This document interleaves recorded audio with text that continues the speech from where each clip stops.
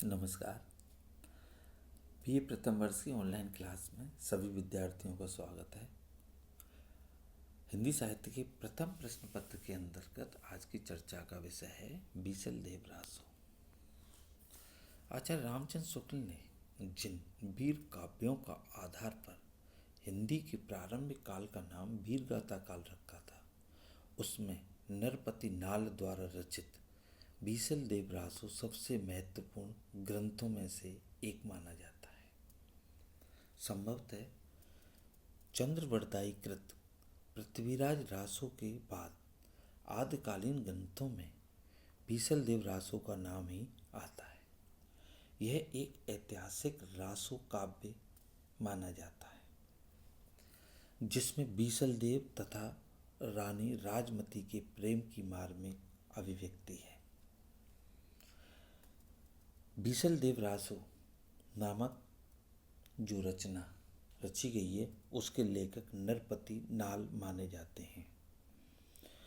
नरपति नाल वस्तुतः पुरानी राजस्थानी में लिखित बीसल देव रासो के रचनाकार का नाम है, किंतु नरपति नाल के विषय में आधिकारिक रूप से कुछ तथ्य स्पष्ट रूप से प्राप्त नहीं हुए हैं। बीसल देव रासो के छंदों में भी उक्त कवि ने अपने नाम की छाप कहीं नरपति के रूप में तो कहीं नाल के रूप में स्पष्ट की है। नाल और नरपति, इसे दो बिंदुओं के माध्यम से हम स्पष्ट कर सकते हैं। नंबर 1 कर जोड़ी नरपति, नंबर 2 नाल बसायण बेकर जोड़ी, अर्थात दो जोड़ी हैं नरपति और नाल।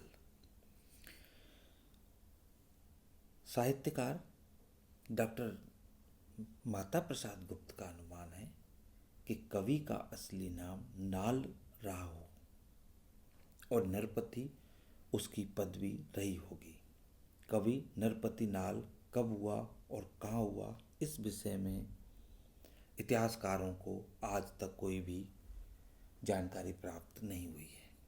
नरपति नाम एक जैन कवि 16वीं शताब्दी में हुआ, ऐसा माना जाता है। अगर चंद नाटा का नाम है कि बीसल देव रासो का रचयिता यही नरपति रहा हो, किंतु यह संभव नहीं लगता, क्योंकि बीसल देव काव्य की 16वीं शताब्दी की प्रतियां मिलती हैं जिनमें पाठ विषयक इतना अंतर है कि काव्य का पाठ परंपरा उसमें कम से कम 1.5-2 साल पूर्व की होनी चाहिए। यों इस काव्य में जैन धर्म संबंधी कोई तत्व प्रधान रूप से देखने को नहीं मिलता। इतना ही नहीं, इनमें न जैन नमस्क्रिया है और न जैन कथाओं का विरक्ति में अंत है। अगर चंद नाटा ने कुछ ऐसे शब्दों और प्रयोगों को स्पष्ट रूप से दिखाया है जो बीसल देव रासो और जैन कवि नरपति की रची हुई एक प्रशस्ति में समान रूप से देखने को मिलता है, किंतु ऐसी समानताएं उसी भाषा की उस युग की कृतियों में प्राय मिल जाती हैं। अतः बीसल देव रासो का रचयिता 16वीं शताब्दी का जैन कवि नरपति नहीं हो सकता, ऐसी इतिहासकार और साहित्यकारों की अवधारणा है।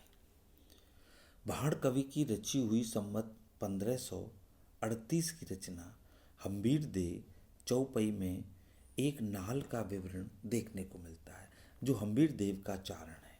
उक्त रचना के अनुसार नाल हम्बीर देव के मारे जाने के बाद अलाउद्दीन के सम्मुख हम्बीर का यशोगान करता है। इससे क्रुद्ध होकर बादशाह उसे मार डालता है। हम्बीर का निधन संवत 1538 में हुआ था। इसका अर्थ बीसल देव रासो की रचना 14वीं शताब्दी में हुई होगी, यह संभवतः प्रतीत नहीं होता। यह असंभव नहीं कि बीसल देव रासो का रचयिता यही नाल रहा हो। बीसल देव रासो वस्तुतः प्राचीन राजस्थानी भाषा में रचित एक श्रृंगार रस का एक गेय काव्य है। डॉक्टर गुप्त के अनुसार यह काव्य रचना राग केदार में गाए जाने के लिए एक भिन्न मात्रिक छंद में लिखी गई है, ऐसा माना जाता है। इस रचना के 2 संस्करण प्राप्त हुए हैं, एक सत्य जीवन वर्मा द्वारा संपादित और दूसरी काशी नागरी प्रचारणी सभा द्वारा प्रकाशित हुआ है। दूसरी रचना डॉक्टर माता प्रसाद गुप्त तथा अगरचंद नाहटा द्वारा संपादित तथा हिंदी परिषद इलाहाबाद विश्वविद्यालय इलाहाबाद द्वारा प्रकाशित है। सत्यजीवन वर्मा ने जो पाठ संपादित किया है वह रचना की एक शाखा पर आधारित है जो किसी ने काफ़ी परिवर्तित की है, जबकि डॉक्टर माताराम प्रसाद गुप्त ने जिस पाठ का संपादन किया है वह पाठालोचन के सिद्धांतों पर आधारित है। डॉक्टर माता प्रसाद गुप्त ने बीसलदेव रासो की प्राप्त प्रतियों को पाठ साम्य के आधार पर 5 वर्गों में प्रस्तुत किया है। उन्होंने जिन प्रतियों का परीक्षण किया उनके समूह इस प्रकार हैं। नंबर 1, इस प्रति पर प्रयुक्त कागज पर बड़ौदा के श्री मजूमदार का पता अंकित था। यह प्रति पूर्ण, सुलिखित एवं कागज और शैली की दृष्टि से काफ़ी प्राचीन है। दूसरी प्रति अधूरी है जिसमें केवल 38 छंद हैं। एक प्रति आगरा मध्य पंडित सिया लिखम प्राप्त हुई। इस पर संवत 1633 वर्ष से बैसाख विद दिने आदित्यवारे अंकित है। तिथि युक्त प्रतियों में यही सबसे प्राचीन है। तीसरा, श्री नरोत्तम स्वामी द्वारा कराई गई किसी प्राचीन प्रति की प्रतिलिपि है। श्री अगरचंद नाहटा द्वारा अंशतः स्वतः की हुई और अंशतः किसी और से कराई गई किसी प्राचीन प्रति की प्रतिलिपि प्रतीत होती है। वस्तुतः यह प्रति भी पूर्ण है और सुलिखित है। इसी प्रति का उपयोग डॉक्टर माता प्रसाद गुप्त ने किया है। नंबर 5, नागरी प्रचारणी सभा काशी द्वारा प्रकाशित और सत्यजीवन वर्मा द्वारा संपादित प्रति है। यह प्रति पूर्ण है तथा इसका पाठ संभव 1669 की एक प्रति की प्रतिलिपि तथा संवत 1959 की एक प्रति के आधार पर निर्धारित किया गया है। इसकी भूमिका में वर्मा जी ने लिखा है कि इसमें यत्र तत्र जहाँ कहीं मुझे कुछ शब्द छूटे हुए जान पड़ते हैं वहाँ मैंने उन्हें कोष्टक में दिया है।